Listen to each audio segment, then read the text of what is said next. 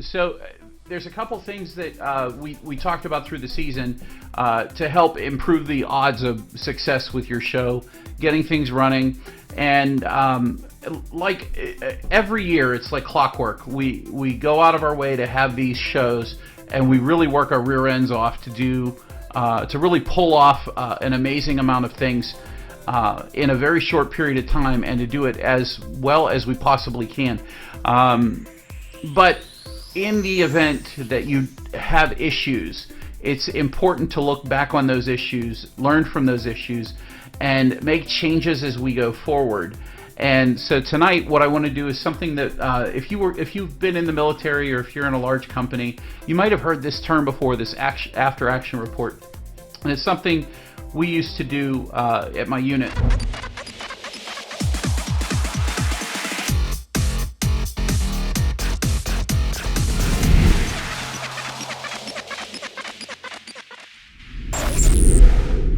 Before, while I was in, it wasn't Connellsville, it was another unit, another Army unit in Pittsburgh, and we would sit down and we would figure out exactly what it was that we wanted to, when we got back from a training assignment or whenever something happened, we would do something called this after action report. And the whole idea of it is a structured review, and it's an analysis of any project that you might have. And the goal is to, number one, understand what happened during the project, why things happened during the project, and things that, and discover things or ways that you can improve on those in the future.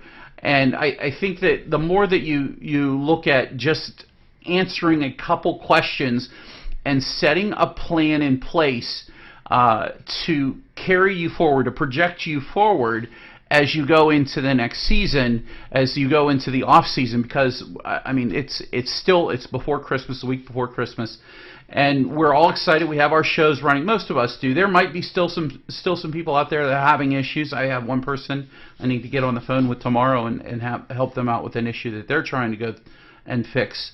But keep in mind that every time you do have an issue, the easiest way to resolve them is to put a plan into place so that it doesn't happen again.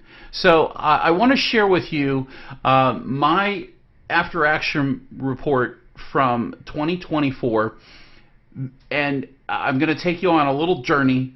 And it starts with 5 volt. Now, this isn't the only problem I had. I'm not going to bore you with everything, but I want to share with you, I've been doing holiday lighting, RGB lighting now for over 10 years.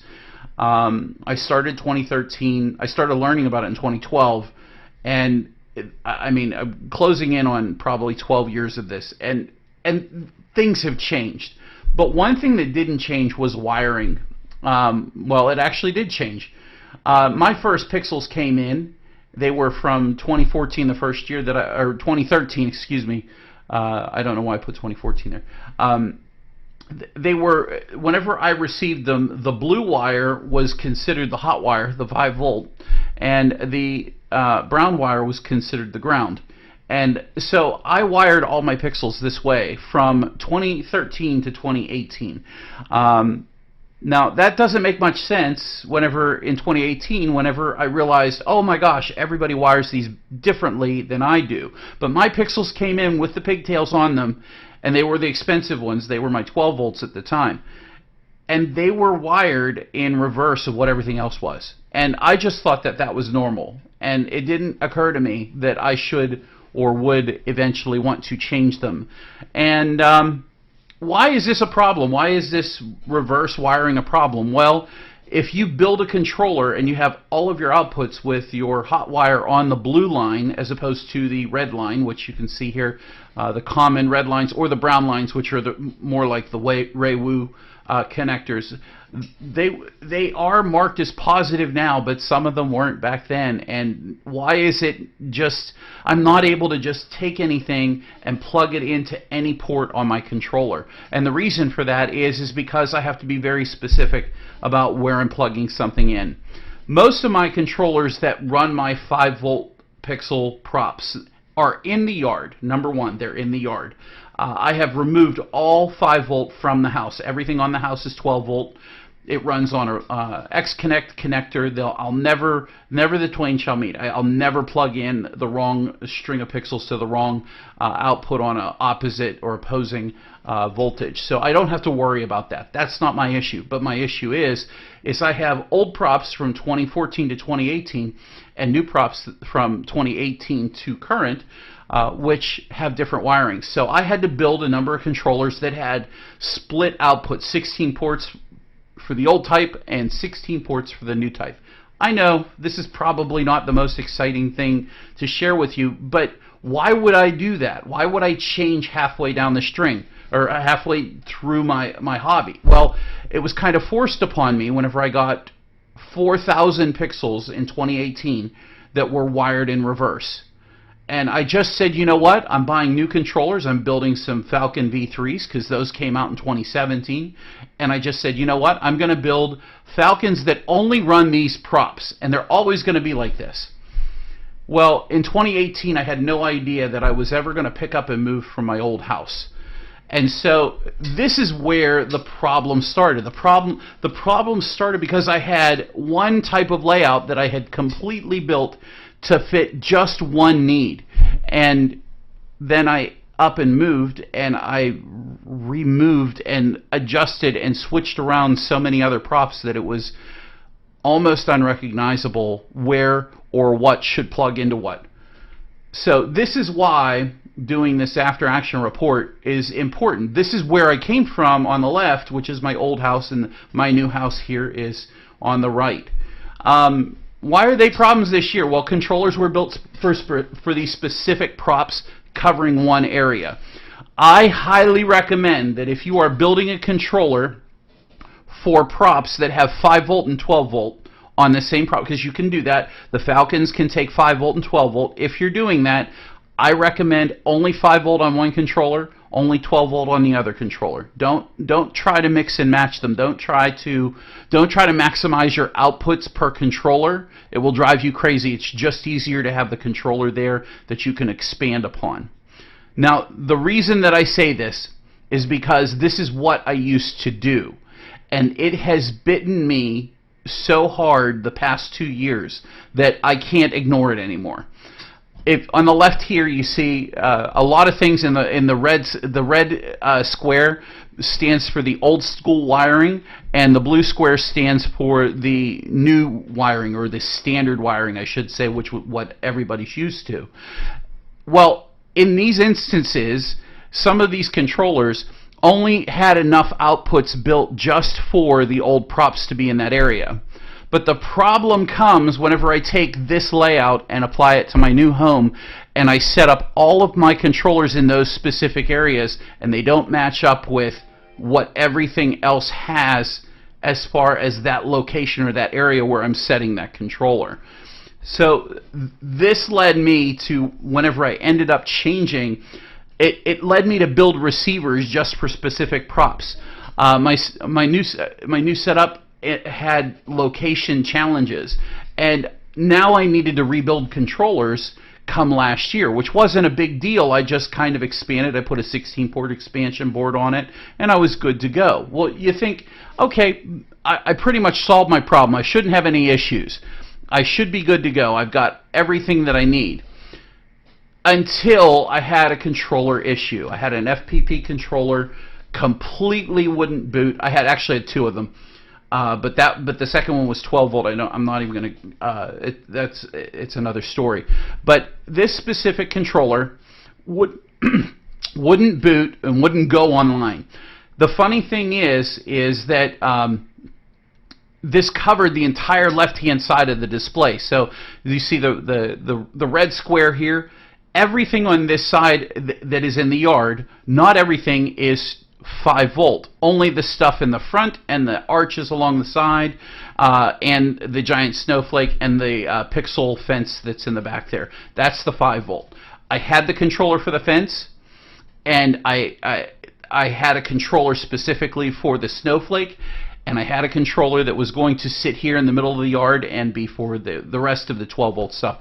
But unfortunately, that controller went offline, and I was at a point where I was plugging things in, so I didn't plug anything in.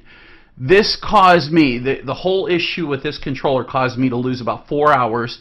I was kind of running between raindrops to put stuff out and to try to plug stuff in. So I said, you know what, I just got to set this controller down and deal with this another day. Had I not had this controller issue, I would have been able to set up, and we wouldn't be talking about this today. Quite honestly, I lost 4 hours. Those 4 hours were the only 4 hours that I had to plug those in, and then I went another 6 days before I could go back outside and set anything up. The majority of my yard over on that side could have run and looked good if I had been able to have that controller run. But that was my challenge. So this is my challenge. Now, we talked about this just when we got started. Hey, Clyde, didn't we have a preseason controller prep series? Then we sat here, we had Ricky here with us from CCL Controllers, and we talked about things you should do before the season. And I'll tell you what, I did. I brought a controller into the house, into the garage actually, plugged it in network-wise directly into my show computer. I dialed into that controller. I uploaded the configuration. I did all of this work. I did everything. I booted it all up. I checked network and it spoke to the show computer. I uploaded the configuration, and then I went out and I deployed the controller in the yard. I let it sit out there, went to work on some other things, and the next thing you know, the connection to the show network failed. For whatever reason, that controller, and I can't fault FPP for this. It was a USB dongle that caused an issue with the controller, and it stopped completely talking to it. And so now at this point, I'm 4 hours behind because I'm trying to mess with this controller, trying to get it backed up online. I thought maybe I needed to replace or re-upload FPP.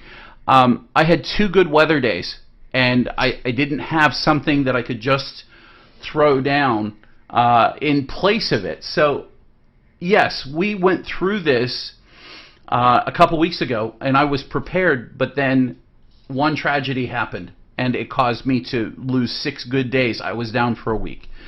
So this is one of the reasons why I want to go over this after-action report with you guys. The key takeaways. Whenever you guys are sitting there thinking about the things that happened in your show, and so I just went through this whole 5-volt thing with you in roughly, 10 minutes, 15 minutes. I want you to think of all of the things that held you up during your setup, and I want you to think about all of the things. I want you to write them down. I want you to take a notebook, write them down, and say, here's the things that I had issues with this year. And this is my key takeaway. Having an unused spare 5-volt controller available would have saved me 6 days of not running my show, because half of my props didn't work over on that side of the yard. I'm telling you, little things like this, and that's why,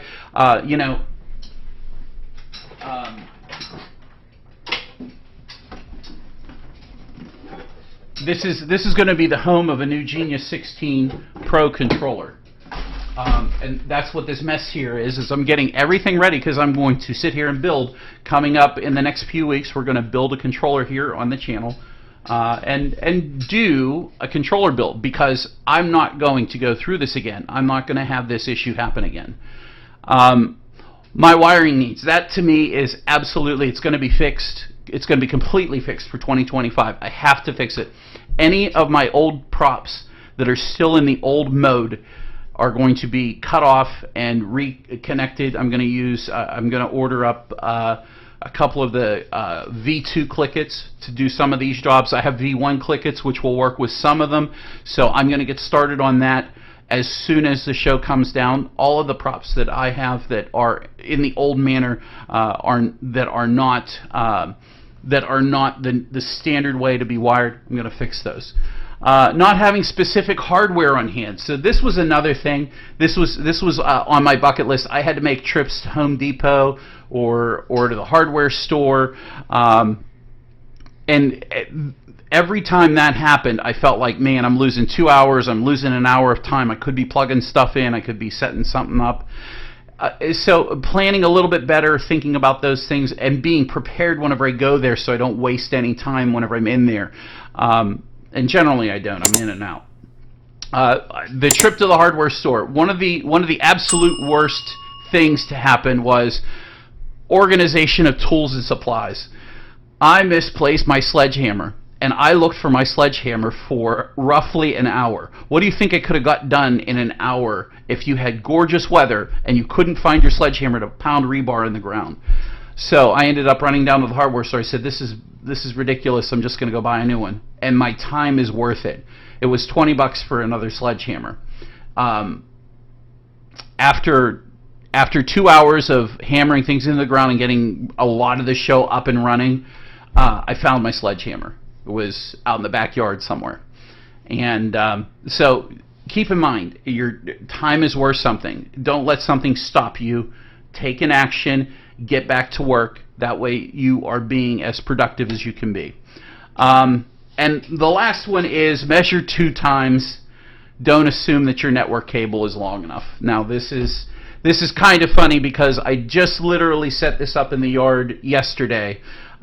This was Robert's idea. This is the backyard. This is my backyard. He said, you know, it'd be neat if you put a big mega tree and laid down the strings on the yard and just stretch them out and see if you put a mega tree up. And I said, that's a great idea. And I said, how do you think I should mount this star? He says, oh, lean this star up against the tree at the top of your yard. I said, perfect. That's a great idea. And lo and behold, whenever it came to that network cable needing to go from the bottom of the tree there all the way down to, because I'm using a Genius receiver, a 16-port receiver, in order to go all the way down there, it's 75 feet, and the longest network cable I have is 50. And no, I don't make my own network cables, and I never will. So we're waiting patiently for tomorrow so that I can just run out there and get one in the mailbox from Amazon or Walmart or wherever. And it's showing up tomorrow. So hopefully I can just go run out there, plug it in, and this tree will be off and running in my show.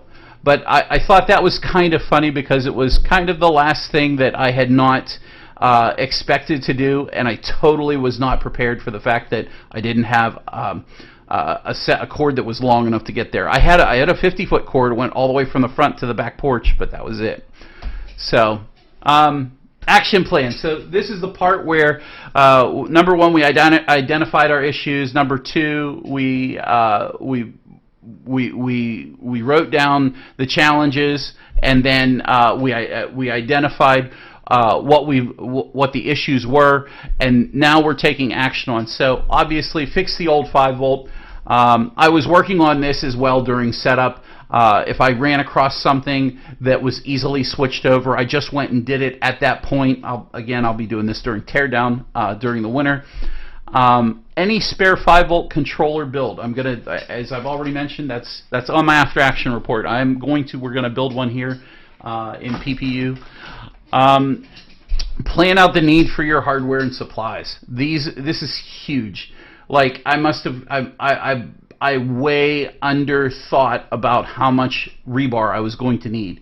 My yard, I've never had a big yard like this before, and this year I went nuts, and I have a ton of stuff in the yard, and I did not have enough rebar, and I wasn't ready for that. So I am for next year. That's one of the things I have to say.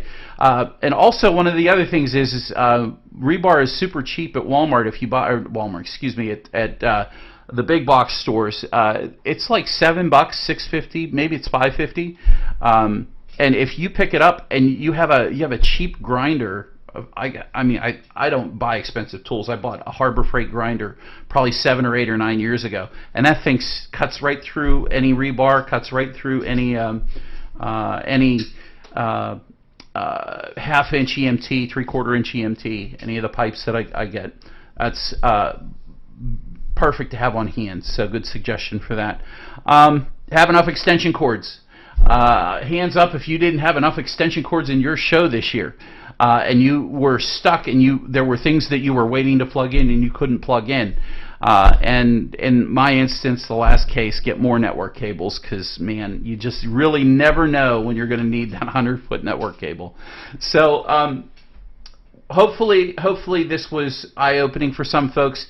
An after-action plan is a great idea to sit and take time to figure out some of the things that you need to improve upon and kind of make the problems go away in the future. So what I want to do now is I want to go through a couple of the comments that are on Facebook. I asked folks for these, and you can find these in the PPD Facebook group for those of you who are watching and later seeing this on YouTube. By all means, I want to share with you some of the things, some of the lessons learned that people had experiences with here. And then tonight, after I go through these, I want to open up the forum to absolutely everybody out there. If you've had issues or if you have questions on issues that you'd like to solve and you don't know how to solve them, there's a number of people in here tonight, and I'm pretty sure that we can all come up with different ways to help. There's over 40 people in the room. There's plenty of ways that we can help each other kind of make it solve the problems, because trust me, all of us have been doing this for a number of years. If you can help, by all means help. If you have issues or if you want to share what you went through and how you solved it, we'll also let you guys share that as well. But I want to go through and share here. Mark, he said, every year I print out my visualizer and put it in my show binder. I love that he said this. He says, I make notes on things like power injection or FAMs. Last year I started labeling extensions and power injection cables for their specific location. This saved me a ton of time. My best advice is to document everything. At the end of the season, pack everything away in an orderly fashion. 100% agree with the organization when you put it away.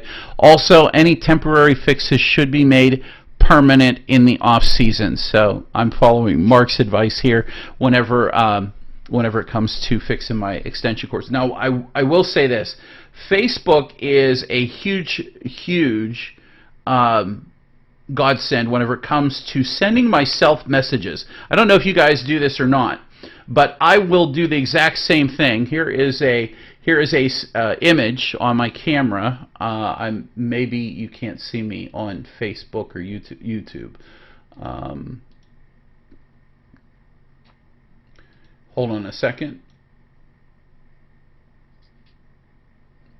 Hold on another second. There we go. So now YouTube will be able to see it. So this here is, thanks to Mark reminding me, this is a screenshot. So what I'll do is at my show computer, I'll sit down and I will literally take a screenshot of my plugins. And for me it was important because I had very specific wiring. So I had to make sure my props were in the right output as to how they were being connected to the controller. So that was important. I did that a lot throughout all the entire yard, everything on the house. Using something like that, that might be a good suggestion for folks out there. Becky said simplify would be my choice this year. Maybe not making so many changes at once. This is a huge issue for a lot of first-year people. After their first year, it's like they get muscles from drinking too much, and they're like, oh, if I did it the first year, I can do anything, and they go overboard their second year, and they do double or triple what they did the year before, and they haven't even run into a quarter of the challenges that they're about to hit in the coming year. So don't try to make all changes at once. We completely tore down, revamped our mega tree, more than doubled the pixel count, and added an art installation that required some last-minute construction. So if any of you know what last-minute construction is like, it's like, oh my God, I got to hurry up and get this done, as opposed to leisurely doing it over the summer or during the fall when you're not trying to hurry up and when you're not in the middle of kind of your final season setup. I have long-range receivers with ports not working and other gremlins. This is a great word. When she said gremlins, I was like, man, I had a lot of little gremlins this year. A bad pixel here, I think I only have maybe 4 bad pixels out there right now.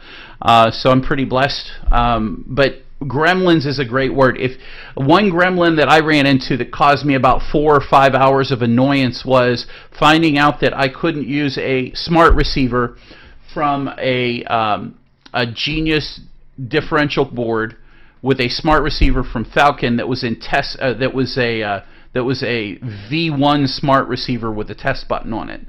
I could not get it to run some of the pixels. Other pixels it would work fine, but it wouldn't work on some, and that really stumped me. So when I found that out, I decided, you know what? When I plugged that smart receiver into the Falcon F48, no problem, the pixel output worked fine, but unfortunately it didn't work in that instance. And I talked to David Peace about that, just so he knows. She says, I love having my Mac because I have the ability to quickly re-render sequences as I'm adapting the layout because of issues, and that's saying something with 117 sequences. Brad, she's got you beat. But I have to give a shout out to that. I can render on the fly on my main PC, which is what I'm on right now. My show PC does not ever render. It is just a show player. And so it gets all its updates through this main PC. I'll sit here and I'll do a render, a batch render at the end of the night and go to sleep, and then the next morning it's good. But certainly during setup, I do change things around just to make sure that everything's working good. Great suggestions, Becky. Great understanding. Next we have Daniel. Daniel, I'm thinking about going to lower outputs per controller, possibly losing updating older build to current controllers. So what he's saying here is I have some older controllers, and I think I'm about to take them out of the show and do some updating to some more modern ones. The one thing I started doing was if I had an issue that duplicated itself year after year, I'm changing how these things were set up.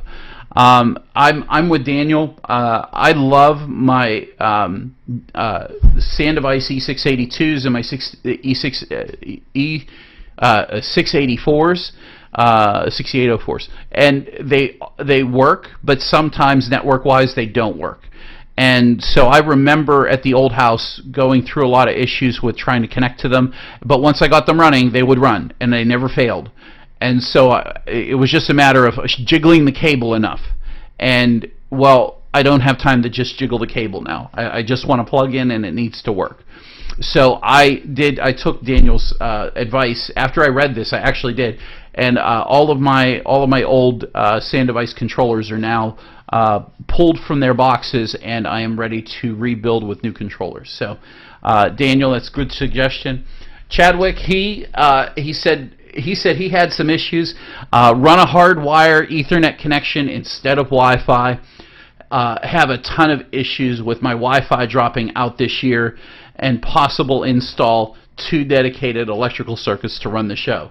How many people have enough wires that, or how many people have enough circuits in their show? People are putting out, 6, 8, 10 controllers, and you're maxing the controllers with, 4 power supplies each, and you're plugging them in, and you only have 2 dedicated circuits. Maybe you need to update and have 4 circuits.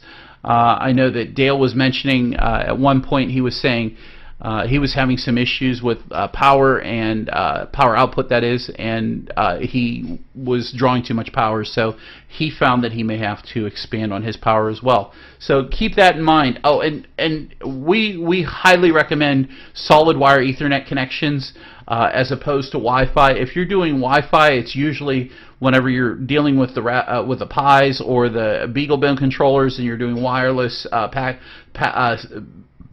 sync packets that are syncing. I don't use FPP, so take that for what it is. But that's usually the sync packet system usually pretty reliable. But again, wired connections are generally more reliable than Wi-Fi. Jerome, who's probably in the room, Jerome, his issues mine were not having the right things for mounting some props. Amen. I have 4 props in my show that never made it up because I just didn't get around to. I should have taken time to build some sort of mounting for them, and now I have an idea, thanks to Jerome, of how I want to mount mine. So huge thanks to Jerome. So it took almost 3 weeks to get everything up for him because he was trying to figure that out. Mr. Jeff from Jersey, his biggest pain in the neck was mounting solutions for props on windows, and for him this year it's just been a disaster. So he is going to have to come up with a way to attach his props to his windows a little bit better so they're more secure. I don't know about you, but last year I had wind out of everywhere that caused havoc over my entire show. This year we probably had 2 really bad days of wind. Of those 2 days, nothing happened on one. The second day, one of my icicles fell right out here my window. And it was the only icicle that I couldn't attach to the soffit the way I normally would.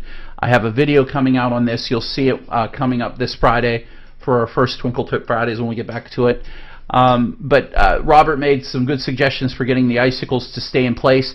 The other ones all 100% stayed. The ones that I couldn't reach, I needed Robert's ladder because his ladder has those little level legs on them that are just amazing, and I don't feel like I'm going to die whenever I climb up the ladder. So Kevin has a couple things that he was talking about. Plan out your controllers and receivers before November. So that's something we talked about in that webinar. I currently have one controller using 8 outputs and another using just 2. Those should be receivers next year, and the controllers can be moved elsewhere to keep as backups. That's an excellent idea. If you just have 2 props and it can be solved with a simple receiver and you already have the receiver built, by all means use it. I think that's a good idea. That's a good use. Also, it may be good to stick with one vendor for controllers.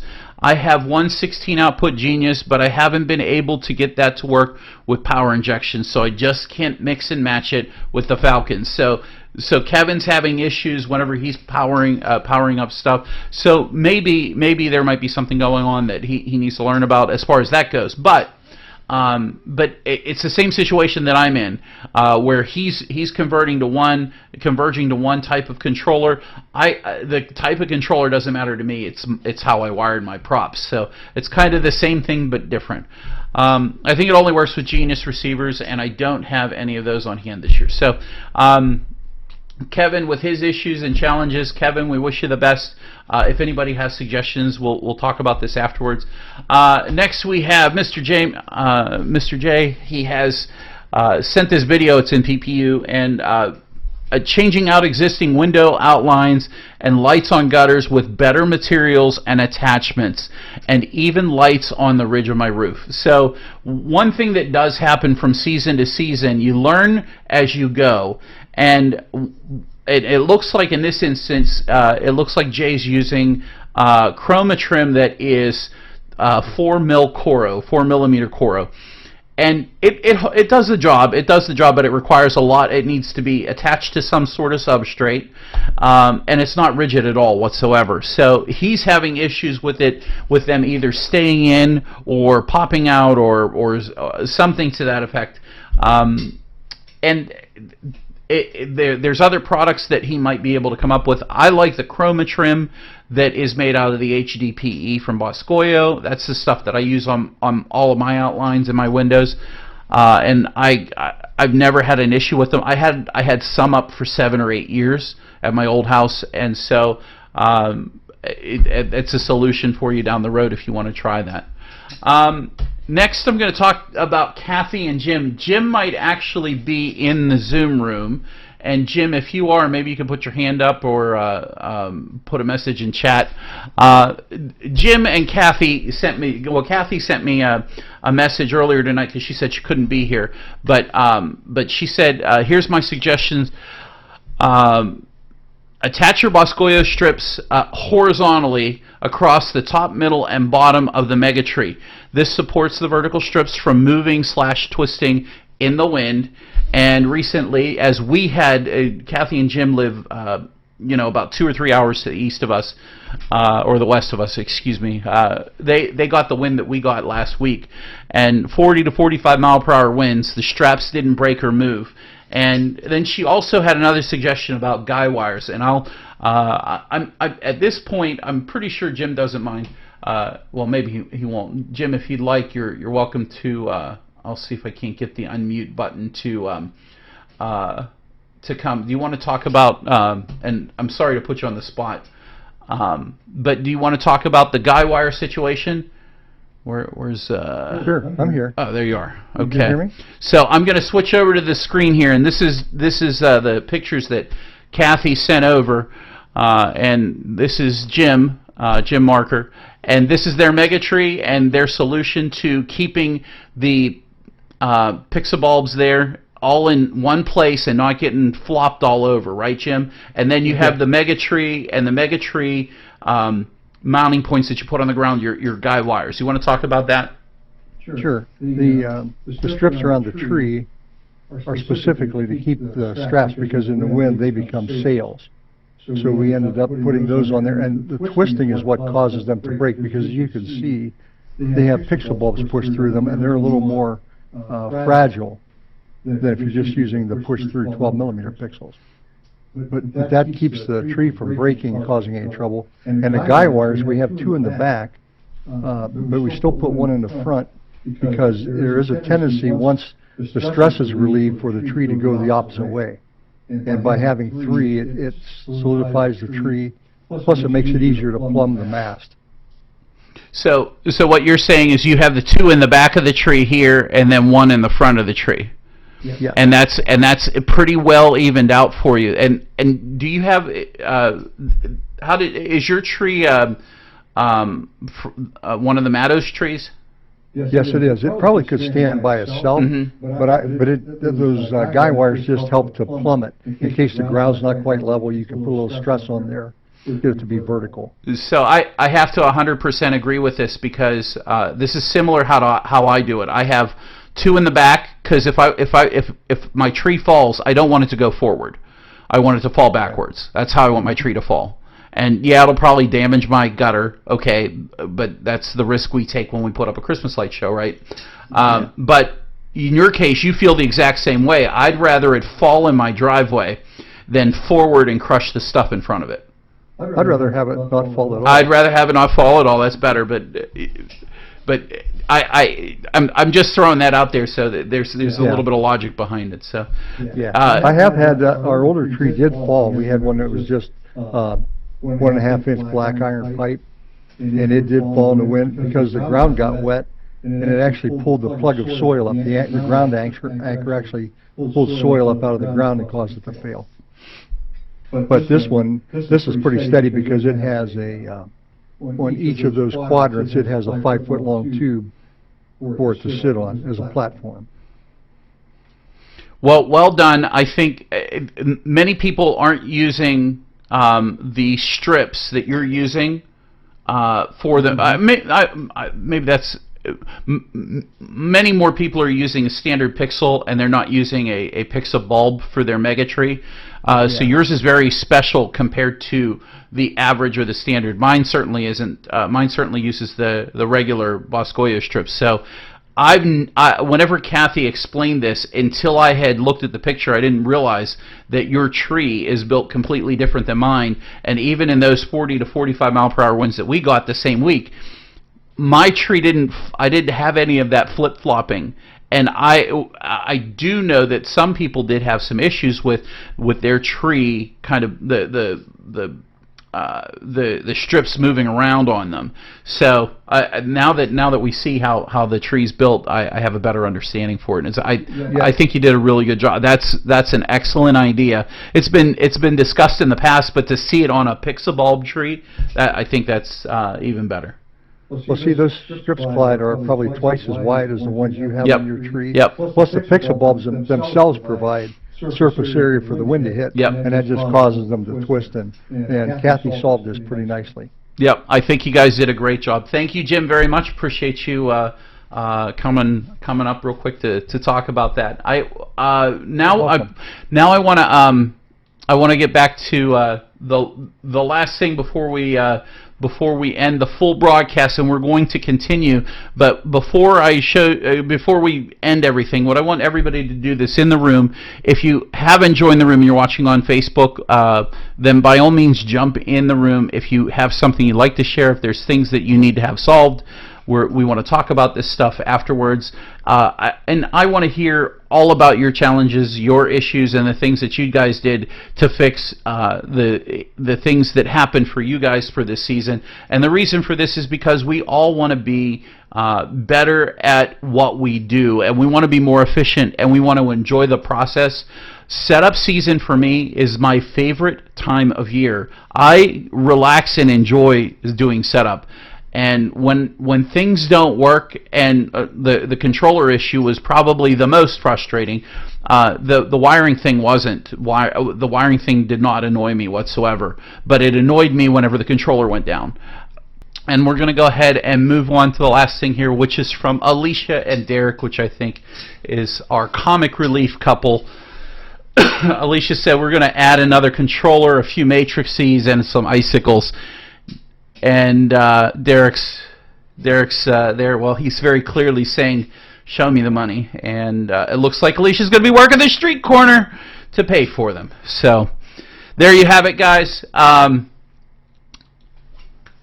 hope that you enjoyed a little bit of what we went through tonight. I know some of it may be a little bit, maybe the idea behind some of the things is there for you to take and move and do what you need to do with. The idea is to identify what your issues are, write them down, acknowledge that they're issues, and then move on and create an action plan to take care of the issues. And once you take care of the issues, you'll have new issues for next year. But for those smart people who are going to stay in the Zoom room with us now, we're going to talk about some of the issues that you might have and hopefully fix those as well along the way. So, guys, thank you for joining us in this week's webinar. If you have any questions, feel free to put them below in chat. If you like the video, give us a huge thumbs up, and please like and subscribe to the PPD YouTube channel. We really appreciate you guys. Have a wonderful evening. Thank you very much. Robert, thank you. Anything from you, sir? Nope. If we don't talk to you guys again, Merry Christmas, and we might be taking a couple weeks off to reboot for the next year, so Happy New Year's as well. Happy New Year, happy Christmas, and we will see you guys in the next video. Take care. Goodbye for now.